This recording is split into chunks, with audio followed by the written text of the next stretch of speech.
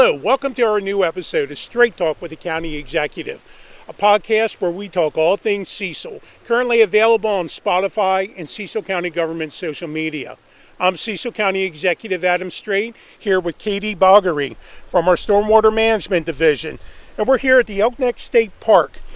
Katie, or as we like to refer to you at the office, Stormwater Katie, why don't you tell us a little bit about yourself and what it is you do there? Yes, so hi everyone, my name is Katie Bagri. I am the MS4 Compliance Supervisor with the Department of Public Works Stormwater Management Division. Before I came to the county, I was actually a middle school math teacher. So I've used all of those skills that I learned from teaching with implementing outreach for the program. So something we're going to be talking about today is our upcoming Wade-In event, the 17th Annual Wade-In event. And that's coming up this Saturday, right? Yes, it is. June 13th. June 13th. Yes, June 13th. And what time is that? 10 a.m. to 2 p.m. Okay, right here at the beach here at Elk Neck State Park. Yes. All right, well, let's talk about that. Tell us what the Wade-In is, kind of give us a history of it and what we hope to accomplish. Absolutely. So the Cecil County Wade-In, this is going to be the 17th year for the Wade-In. This event type was actually started in 1988 by Senator Bernie Fowler. So Senator Bernie Fowler was known as the champion of the Chesapeake because he spent most of his career advocating for clean water, improved water quality, specifically throughout the Chesapeake Bay. So he created this event. He remembered being a young man and wading out into the water nearly chest deep and being able to see his toes. By the time we got around to the 80s, that was not a thing anymore. So he decided that what better way to bring people's attention to the problem than to get them out into the water and have them walk out and measure. And he would wear his white sneakers so that way he could really see the water clarity. And he would take a measurement every year. He started that in the Patuxent River, I believe. So that was his home river where he grew up, and he fished and he crabbed. So 17 years ago, Cecil County decided to implement a similar event known as the Cecil County Wade-In.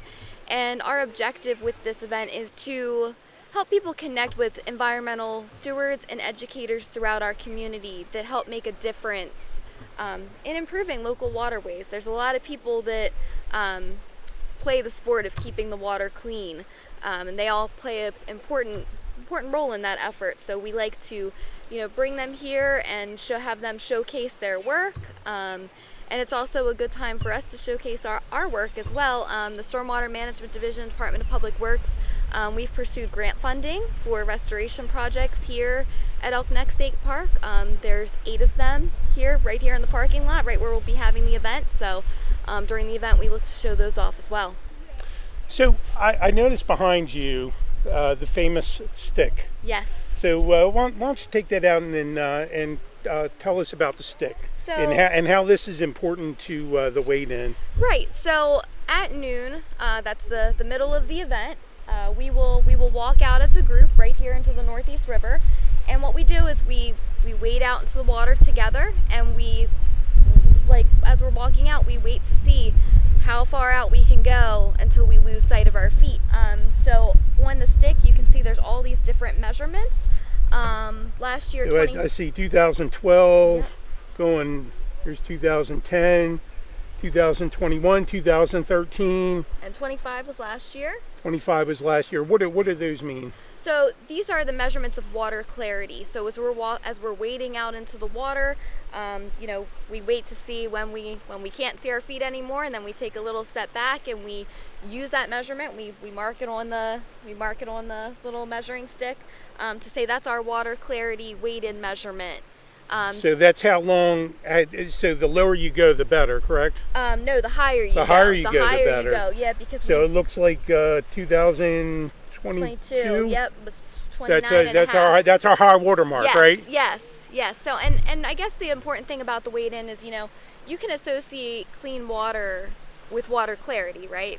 People go and they go, I can't see my feet. I don't want to swim in that. So we use this as kind of a layman's way of getting people to get invested in water quality and understanding, that we can tell a lot by the health of our waterways just by looking at how clear it is. And this is a big community event.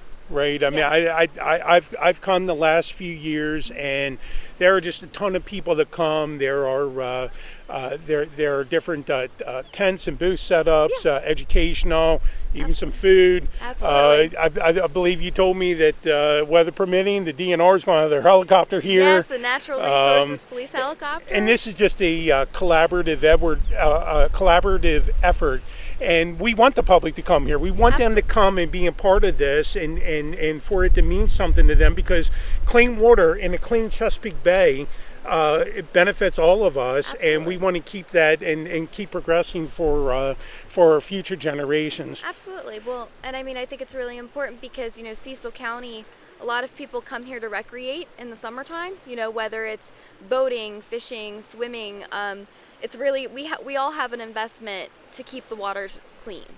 Exactly. Now this year is going to be a little bittersweet. Yes. Marshall McSorley, who worked with you in stormwater management, he really took the bull by the horns with the Wade-In, and so much of what we've accomplished was because of his vision and his leadership. Absolutely. And unfortunately, Marshall passed away earlier this year. And he's not going to be with us for this coming Wade-In, but I understand that it's dedicated to him this year. Could you talk a little bit about Marshall and what he meant to the Wade-In, and what the Wade-In meant to him, and how we hope to keep his spirit alive in going forward? Absolutely.